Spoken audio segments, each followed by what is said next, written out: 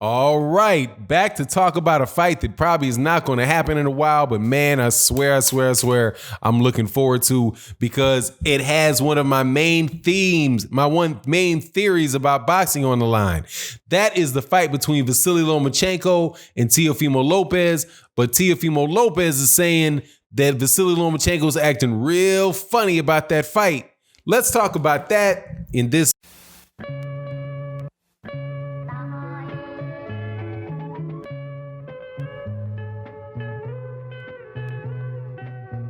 All right, the lightweight division. Three of the four major championship belts at lightweight are going to be on the line sometime soon, hopefully, between Vasily Lomachenko and Teofimo Lopez. Vasily Lomachenko is the WBA champion and the WBO. He's the WBA WBO champion, and Teofimo Lopez is the IBF champion. Now, Lomachenko should be the WBC, the WBO, and the IBF champion, but Vasily Lomachenko did something really funny when there was somebody that he didn't want to fight. And this is related to the Teofimo Lopez thing. When Devin Haney became his mandatory, Vasily Lomachenko decided, and his team decided to get out of Dodge and duck Devin Haney.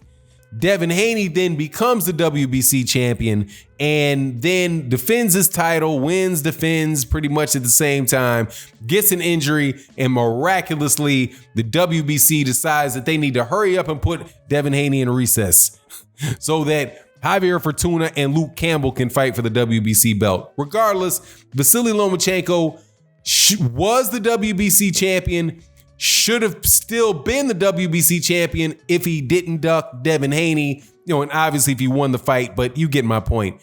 Now, he didn't want to fight Devin Haney, willing to move. So why is that important to the Teofimo Lopez thing?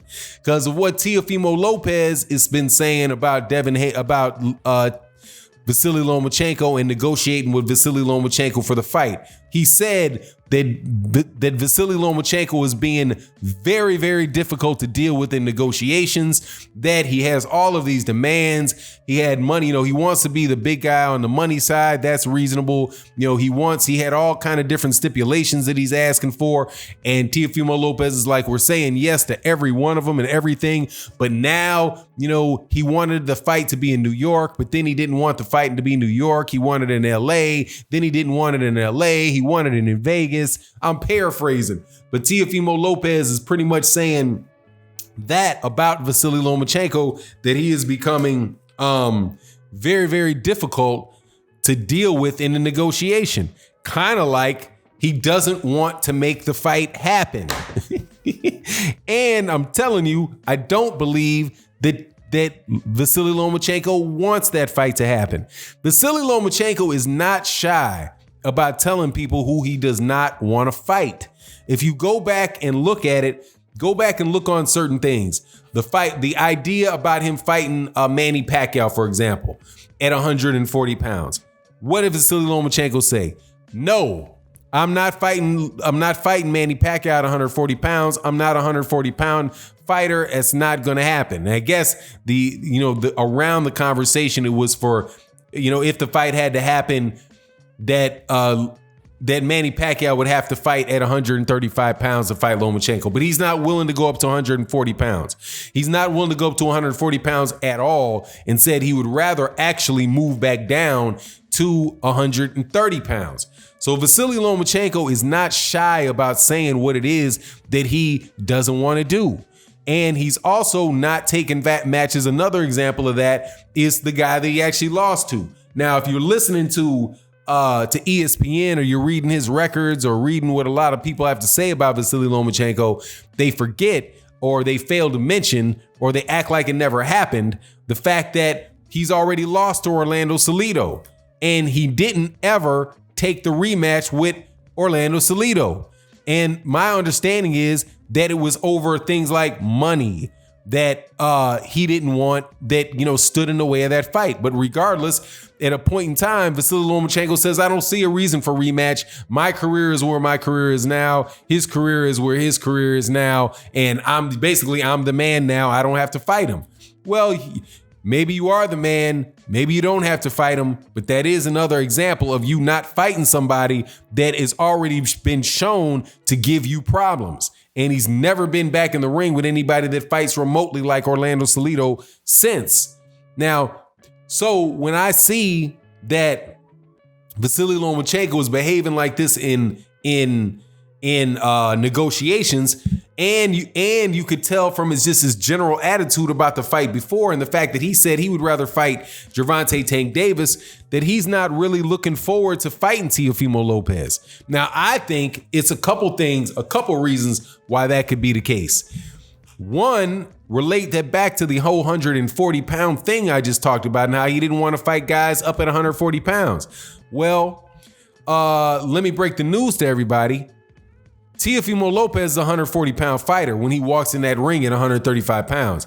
He is a much bigger fighter than Vasily Lomachenko. He's not a lot taller, but he's a lot bigger.